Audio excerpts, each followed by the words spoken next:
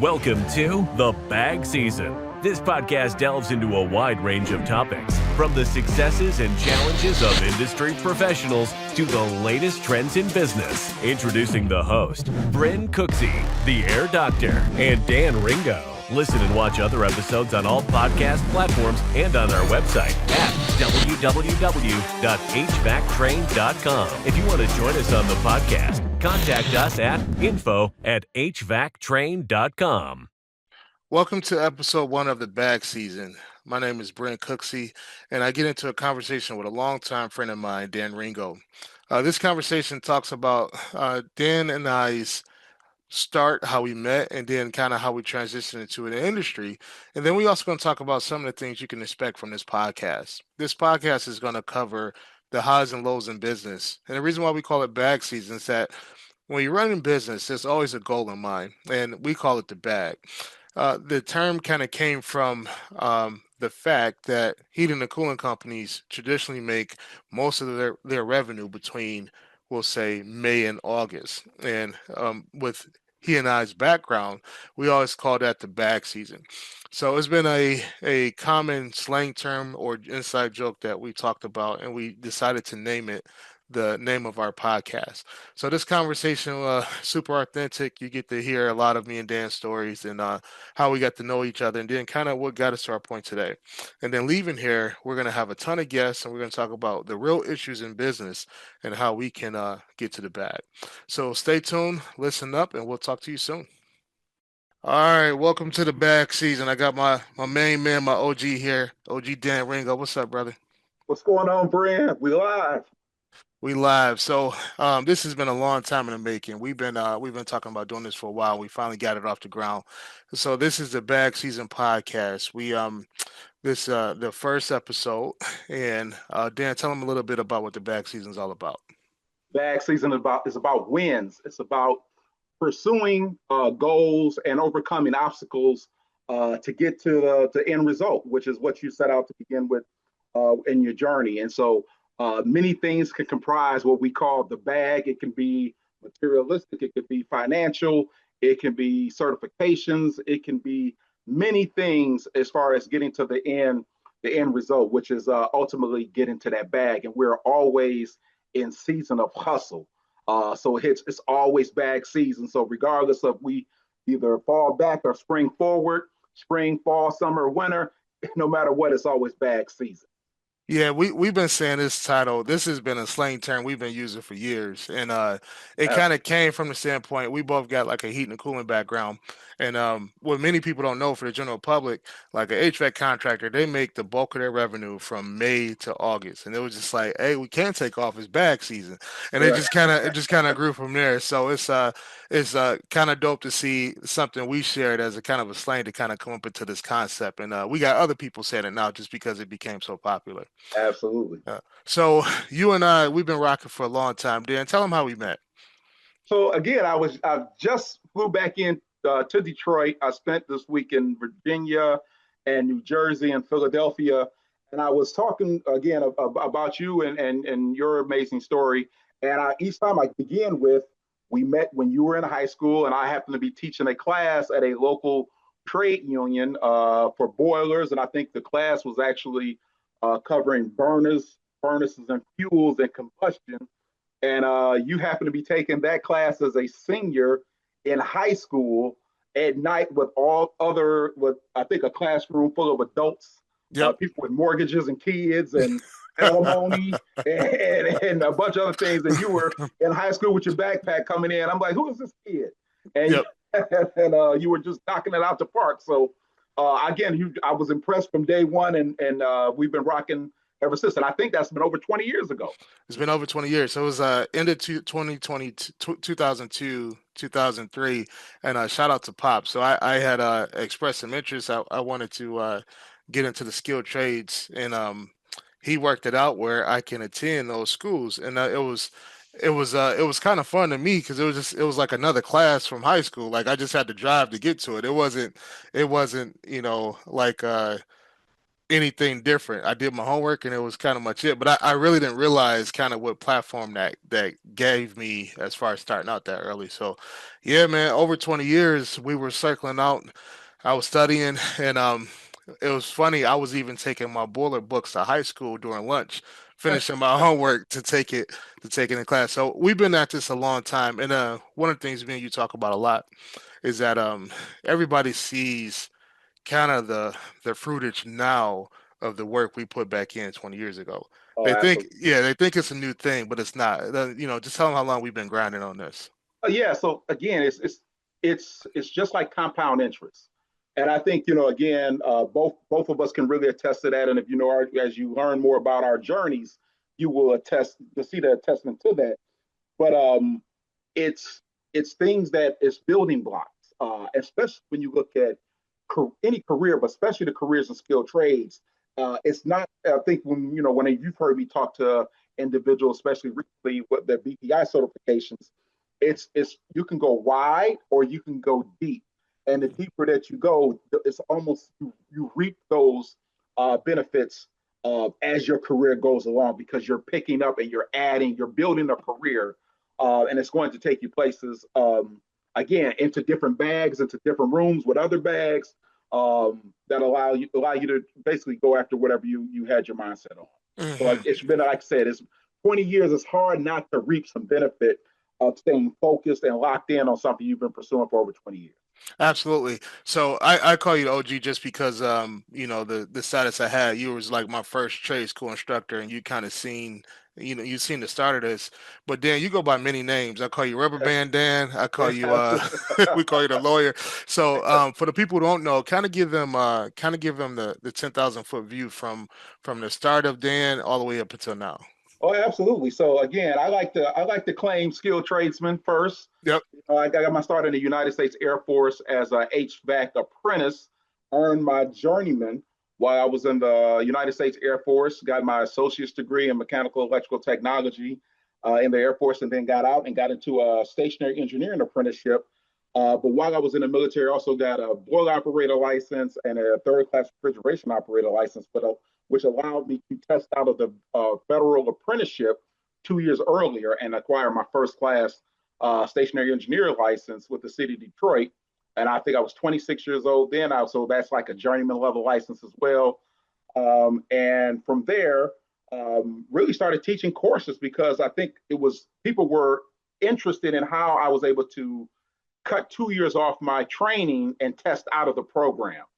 And so the notes that I would take them used to study to pass my license. As you remember, I was actually selling those on CD-ROM Hmm. out the trunk of my Off car, the like I trunk was, like a demo, like I like a was a demo rap. tape.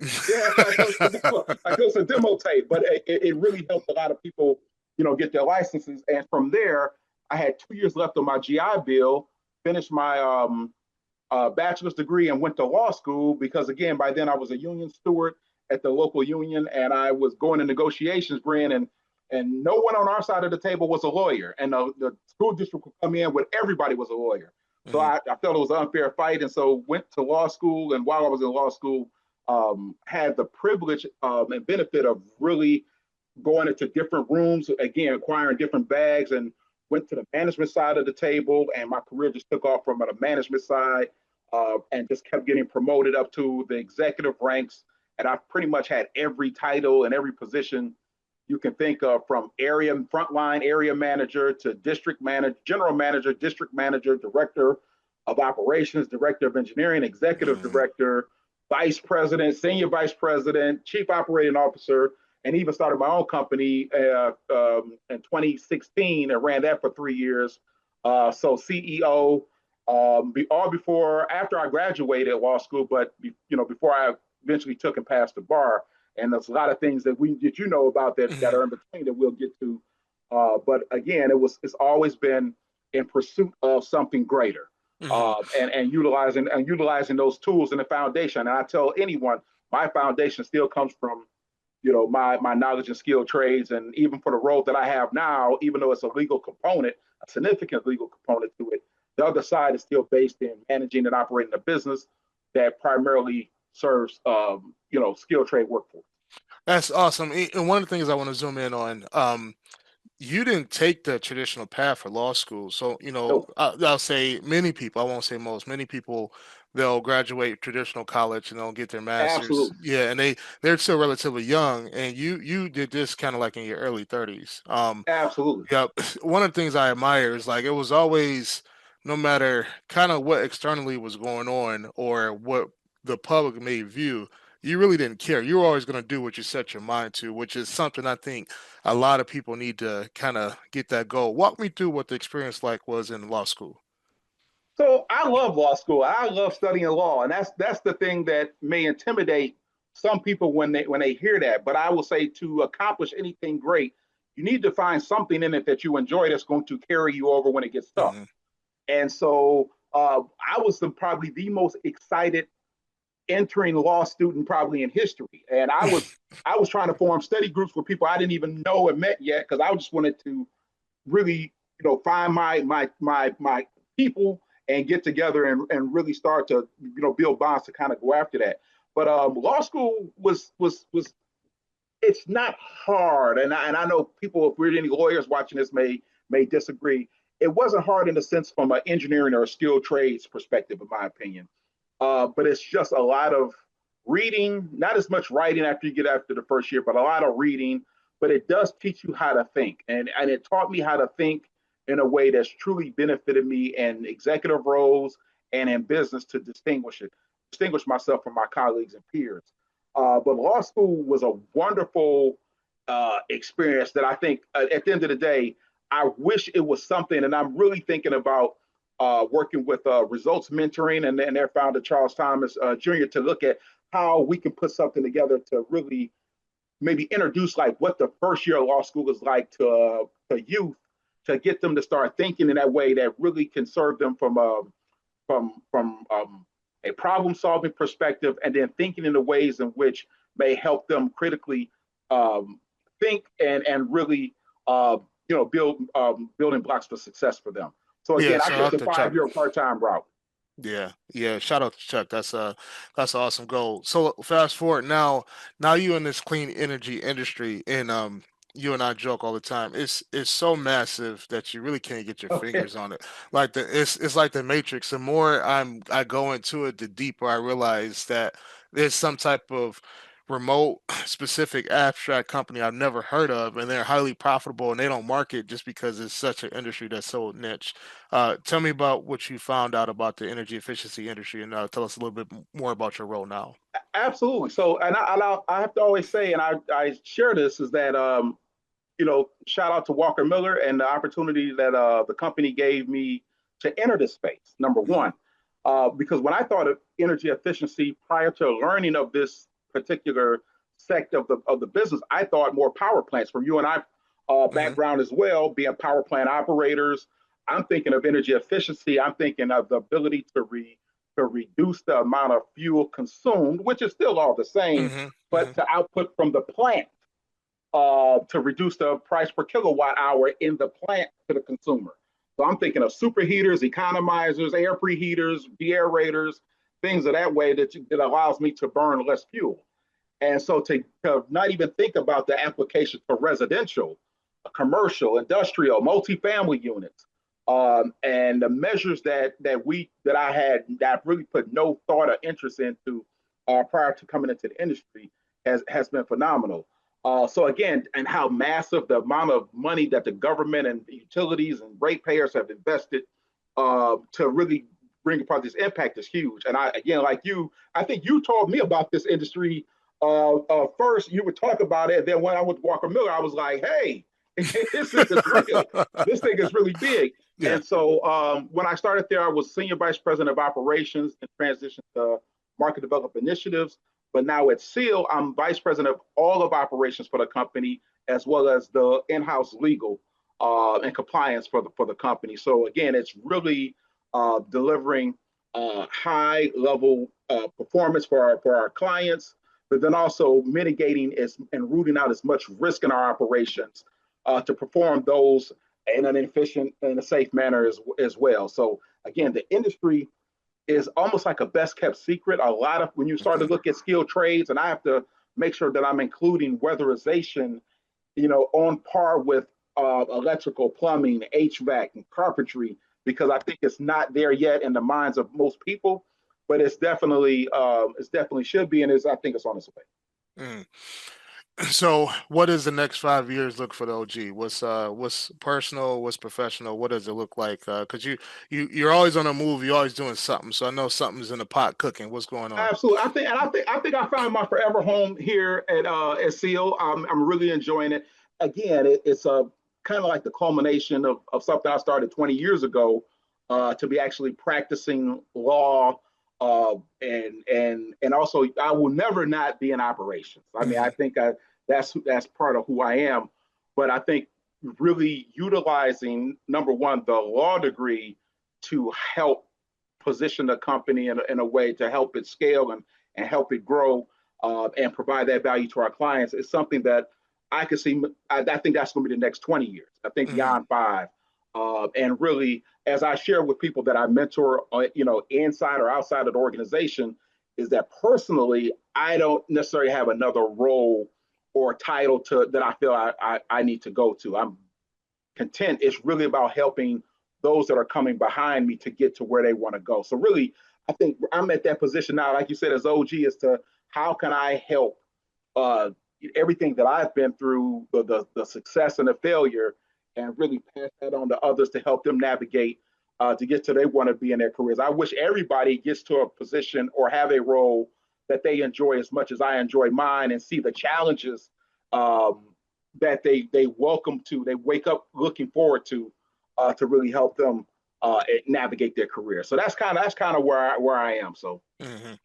Yeah. So, so my story when we linked up, when you was teaching at local 547, I was studying boilers. After I completed that program, um, I got into DTE Energy. So I was there for 15 years, and I had various roles. So I started out reading the meters. I was walking around, reading the meters, getting information, and a lot of folks wasn't happy to see you. That part of right, the time, yeah, the economy was bad and bills are high. neighborhoods, Yeah, yeah, absolutely. absolutely. So worked my way up. Uh, when I left there, I ended up getting to the power plant and actually doing the stuff that I studied, which was cool. So I worked the bulk of my career at DTE was at Morel Power Plant. So I spent almost 10 years there. And for a reference point, Morel Power Plant is probably the second or third largest coal-fired power plant in North America. I mean, it's monstrous. It's pretty, Absolutely. yeah, it's close to 4,000 megawatts a day. So And it how was. old were you? How old were you? Because this is a Yeah. very impressive part. How old were you when you were doing this? I was 20 years old. I was 20 years old. So I got my license and I got the training. I finished my apprenticeship when I was 20. So I was a journeyman at 20 years old going into 21. And I got cut loose on this massive facility. I mean, I can't tell you how massive it was. And it had every piece of equipment you can think of. I mean, from a window unit to 1,000-ton centrifugal chiller. And I got to see it all. I got to see it all, and it was such a school. You can't pay for that kind of school that I got. Yep, you Absolutely. can't pay for it. So, So, so, yep. so now, as a 20-year-old, and and for those who you driving down I-75, I-80, and you see these great big stacks, and you see these factories, because it doesn't have to be a power plant; it can just be a factory. Hmm. There's huge mechanical systems within these institutions, and so Brynn is saying at 20 years old, he was released to repair, be in charge of, operate these systems, and the sounds that you would hear possibly coming from some of these systems as a 20-year-old.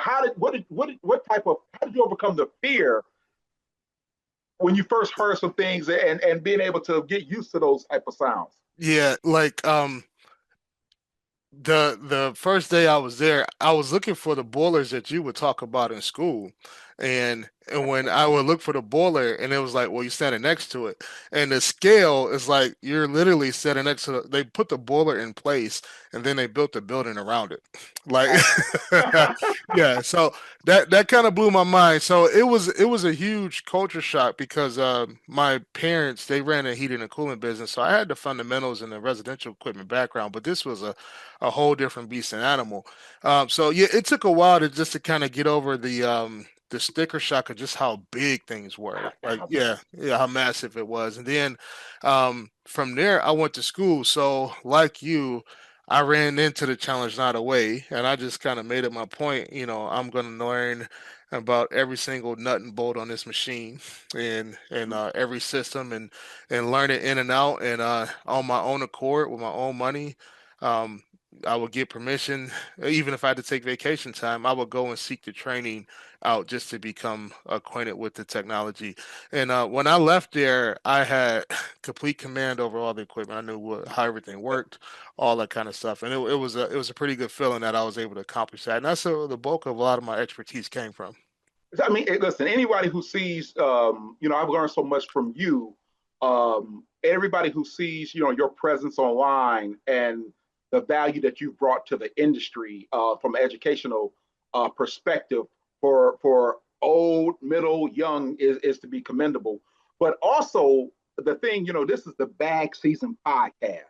So, again, so we have to, for the audience, we have to I really want you to talk about, and this is going to be ongoing, but the business side of it. I think, I've told you plenty of times before, I'm say it now for the public, a lot of the business side, even though I've had a business before and I've been operating business, but a lot of the entrepreneurial aspect things I really got from you. I wish I'd have known that before I started my business. Mm-hmm, you know what I'm saying? Yep. But I think, can you talk to how you transitioned, your mom and pop, they had this family business, but you went off to DT and got this large industrial, engineering and refrigeration experience. Mm-hmm. Then you transition that to a residential business to kind of take over and where Air Doctors is now. But what gave you the financial acumen and the business acumen of how to start to really put the infrastructure in place to take mom and pop's business from where it was to where it is now? Sure, that's a very good question. So when I started out so young, and I listened, Dad, I listened to you, I listened to my parents, and one of the key things they told me was to just set aside the money. So it was always in the back of my mind to run a business, and I had to prepare and plan for it. So I tried to invest as much as I could just into um, that decision I was going to make one day. It was just a matter if but when. When I was going through the company and in the DT, they gave me an amazing career. Like, my best memories, a lot of my best friends are there, and it was just like that was one of the hardest decisions I had to make to actually kind of put that down and at least attempt the dream. I was about 34 at the time. And I felt like I was there 15 years, and I felt I was young enough to try it, and if I did make it, I left on good terms. I can always go back. But I also felt old enough, and I had seen a lot. I had been through Moreau Power Plant. I actually worked at Fermi for 4 years too. Fermi Oh, Nuclear okay. Power Now I Plant. never knew Yeah, that. I didn't yep, know that. yep. So I worked there too. So it was just like from the equipment standpoint, I've seen the biggest, beastliest equipment out there. So I wasn't afraid of the Absolutely. equipment. Doing research before I made my decision to leave DTE, I did a lot of research, and I wanted to say, okay, for these large contractors, what are they doing to be successful? And everything I kept researching, I kept seeing that you know, HVAC contractors specifically, 90% of them fail within the first 5 years of business. Mhm. And that was alarming because it was just like, okay, what is the problem? And every time I would look and research, and I studied a lot, it was usually due to not charging enough, and it came to cash flow, managing cash flow, and the research all pointed out to technicians really didn't necessarily get the business skills to be successful in business, right? And I was one of them. I was like, hey, I have an engineering background, but I don't have the business background. So how do I not be a statistic? So what I did, I knew I wanted to make the decision, but I also wanted to have enough behind me where I could stay out here and not go back. So I joined when I started my business, I joined Service Nation Alliance. And Service Nation Alliance, if you all don't know, they're a best practices group, and they pretty much give you all the business skills to run a contracting business. I mean, Absolutely. I learned about KPIs, I learned about marketing and burn rate and all this stuff that is really technical, but it was just the business perspective, and it was specific to contracting. And I couldn't find that in a class. That was definitely something I had to do. So um, it was a lot of money for the membership. I remember thinking to myself, like, man, I got to pony up on this bill, and it was the best decision I ever made because it gave me the skills. And they lay it out there, but like anything, you have to apply yourself and actually go get it. So I implemented everything they told me to do. I did. This is the best practice, Brady. You need to do this. All right, I'll do See? that. Yep. So I'm no genius. I just do what people who smarter than me tell me to do. I do it. And that's been my thing. Um, I grew it from me in a truck. I took over my parents' customers list, and that was the foundation for it. And my father, who's been in the industry for a long time, he built a very very solid foundation for us. Him and my mother, and then from that point, I just put in the process that I could to get the business to grow. So now is grown. We have a really unique perspective. We focus on HVAC, but as I was going through my energy efficiency journey, I realized that there's a lot of programs from utility companies and from weatherization agencies, and these funds often go unutilized because they don't have enough trained contractors. And the contractors can't really take the work on because they haven't got their business set up to deal with like long payment terms and all that kind of stuff. Absolutely. Yeah, so it was a huge opportunity to participate in these programs where they can be a baseline for your business, and then you're stable with that, and you can feed your private work also. Looking at that, I also found that these same agencies they were looking for people to train and do work. True story. When I was working for the weatherization agency as a HVAC contractor, they would ask and say, "Hey, Brynn, do you know anybody who does installation work?" And I'll be like, no, I don't, not really. And then a couple months later, they'll ask me, do you know anybody who does installation work? And it's like, no, not really. A couple months later, they'll ask me again. And again, I'm not the sharpest knife in the drawer, but if you ask me three times, Let me there's tell a you something. obviously, yeah, yeah, you need an installation contractor. So, yeah. So let me go do the research to figure out what it would take. Okay, I need to get a builder's license. I need to understand installation. What are the codes? How do you scale a business? How do you price that? We did the research, and it was just like, it's the same stuff. It's just a different product from the mechanical part. So we incorporated that into our business. When I was at DTE, a big portion of my career was electrical. So I actually got licensed as an electrician through DTE. And come to find out, when you go to put a heat pump in, oftentimes it needs a panel change. All right. So Absolutely. we incorporated that into our business. And then our last business unit, we added plumbing. So now we're full house. So our company now is a specialty where we'll go in, we'll do an energy audit. We'll come up with a work scope, and we're looking to reduce your energy bills, make you more comfortable, and improve your indoor air quality. And those are our three things that we're looking to do. So you said so much, and you know what, Brand? This is our first episode, but I think we probably should make this a series before we bring on any guests because there's so many things that I think we should dive into for the audience sake.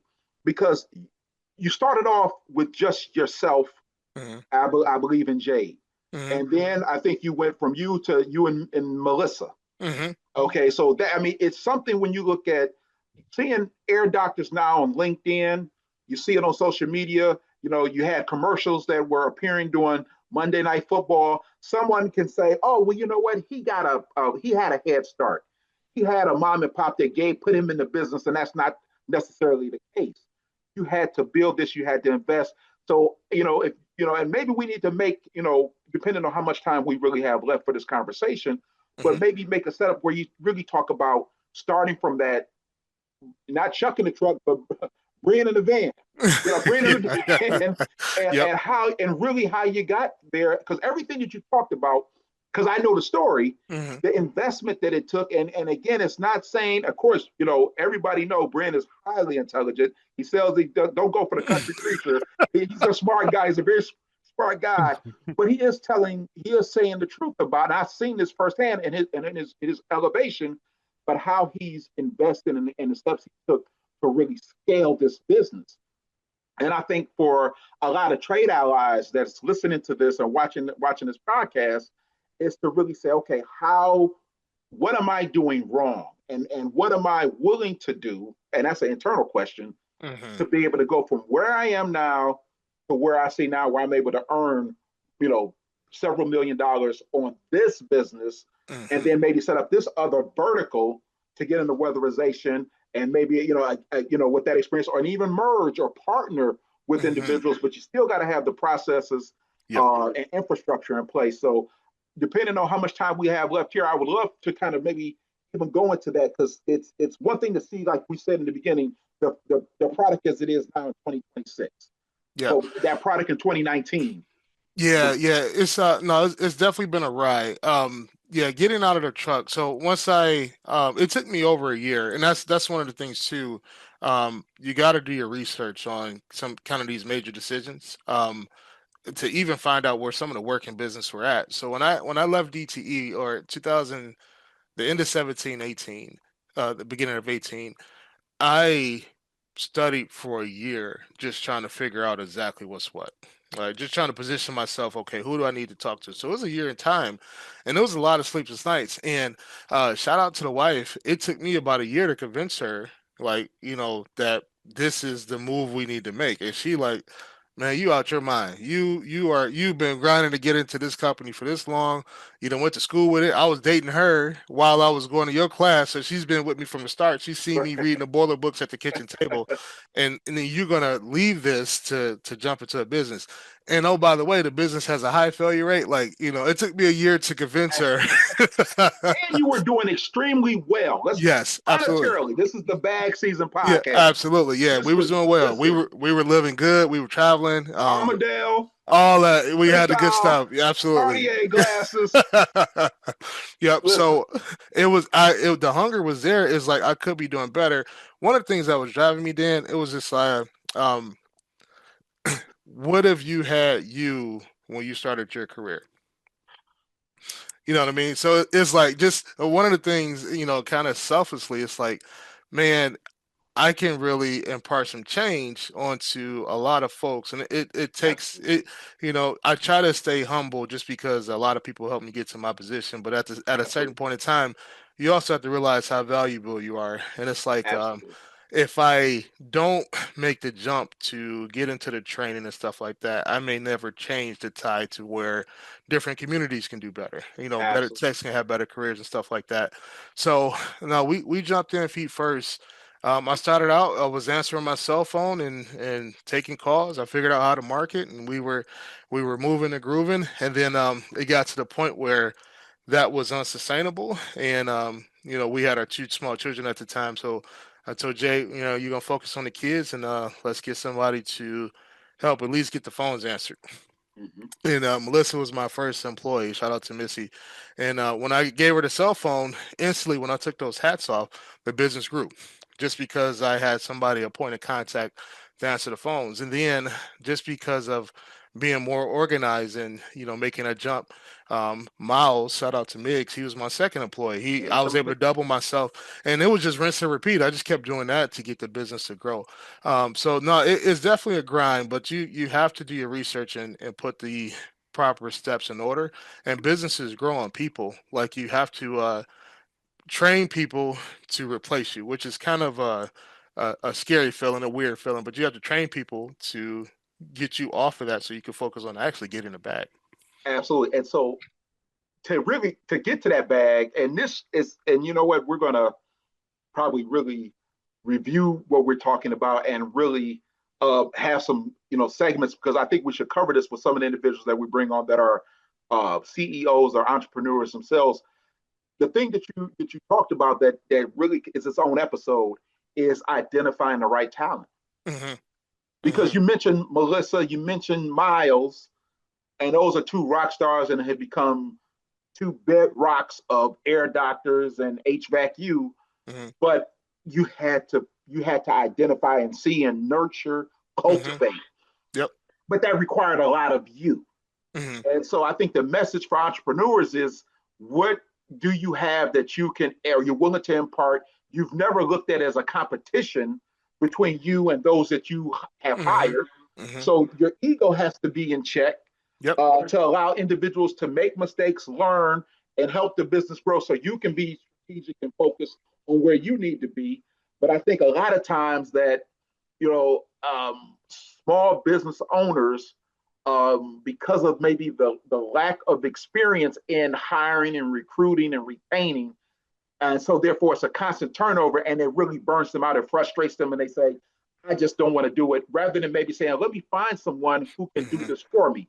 Because whether you do it or you find somebody to do it, it still has to be done. Still has to be done, and it's business is unsustainable if you do it. So, yeah, we invested into them, and I was never going to be the barrier. I was going to teach them everything that I knew, and from that set in a culture of loyalty. Like even when we transitioned through some tough times, they roll their sleeves up and they basically step in to help you because you invested so much into them, and you can't buy that kind of culture. That culture is absolutely amazing. So now we rocking and rolling. They've given me so much autonomy. I was able actually to start my training business, HVAC, and to train contractors pretty much on what we're doing. And that's starting to grow so much now. It's actually growing to outpace air doctors. So, Really? yeah, absolutely. Yeah, it's the bigger brother now. So it's a younger brother, but it's the bigger brother. It's the bigger brother. Which we can relate, being the youngest. Absolutely. Yeah. And let's get the name right. Yep. HVAC is building scientists.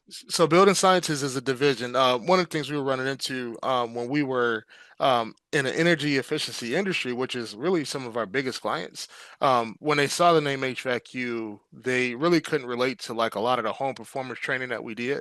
So we just created a sub brand so that when they see that, they understood exactly, and we can communicate them a little bit easier because we'll be at a trade show, and we're looking to connect with an implementer or a utility person, and they don't necessarily understand the need for HVAC training, but we do BPI training, but it was hard for us to make that transition. So we use the building science brand to help those kind of clients understand exactly what we do. Absolutely.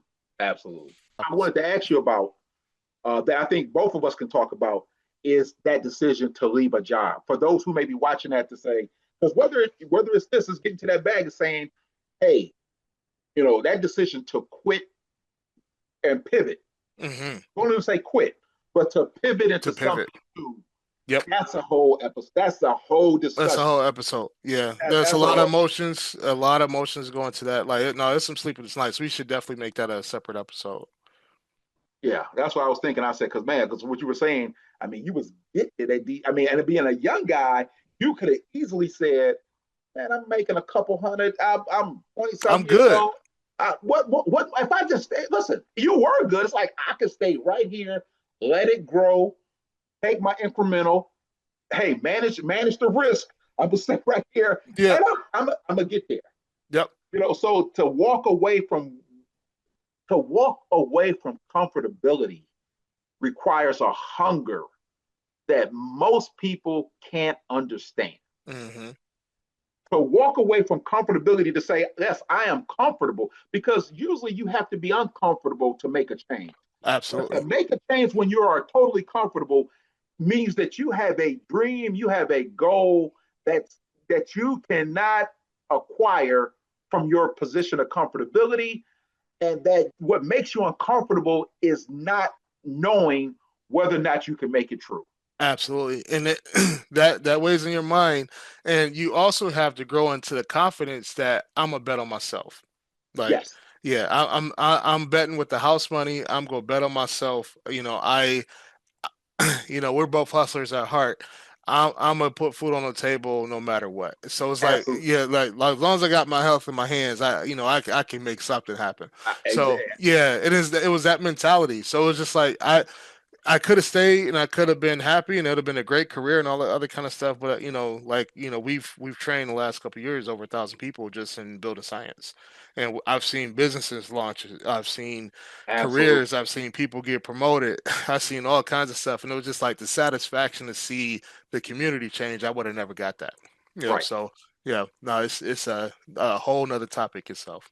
Yeah, that's a whole nother topic we got to really, really, really dive into.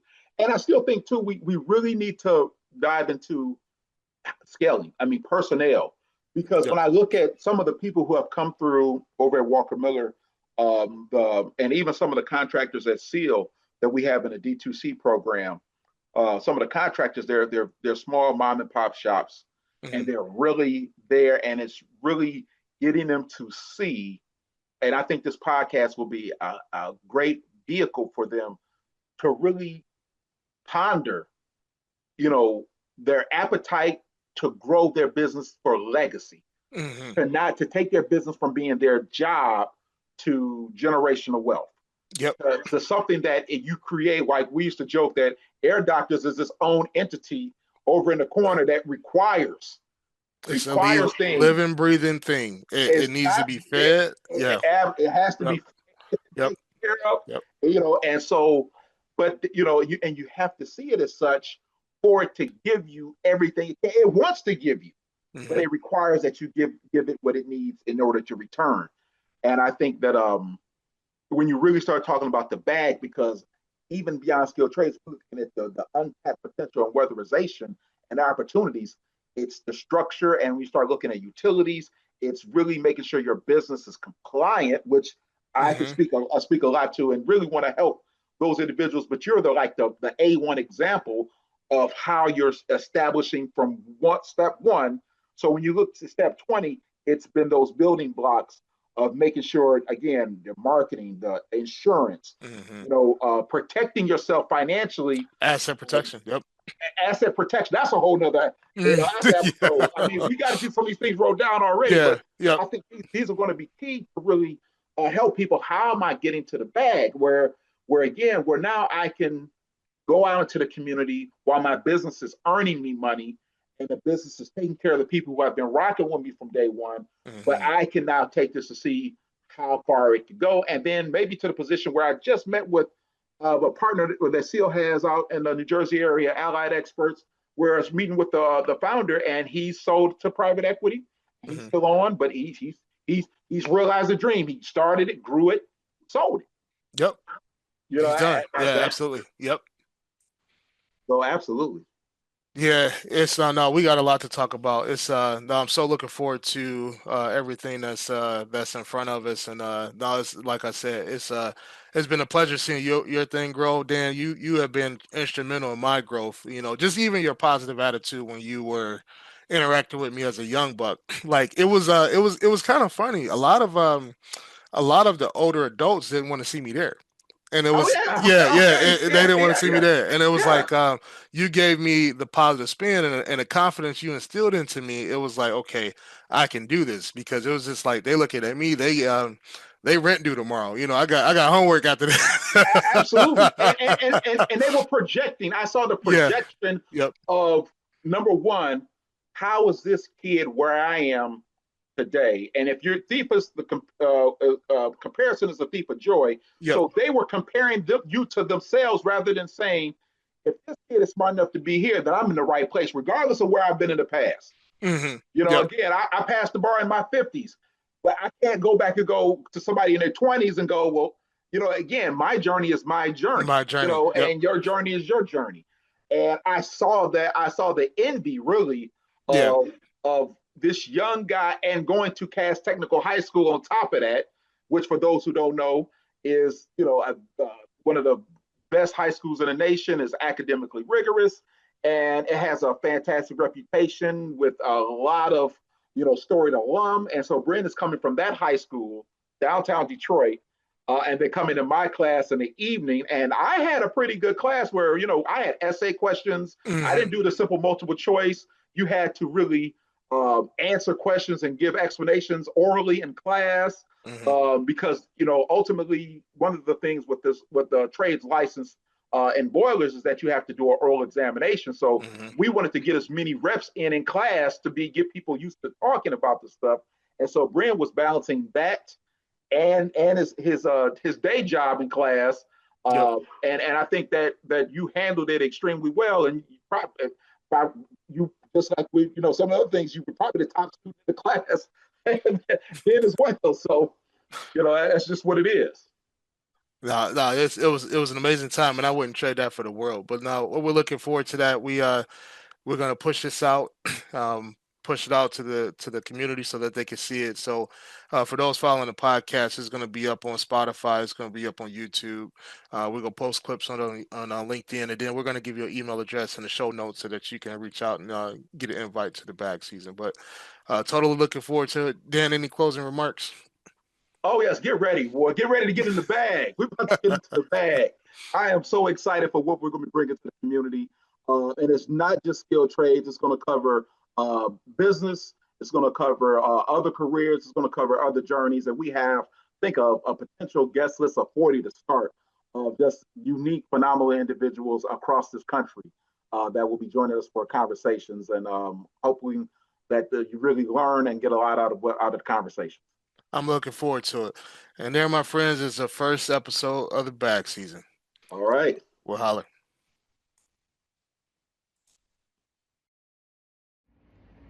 Well, that's it.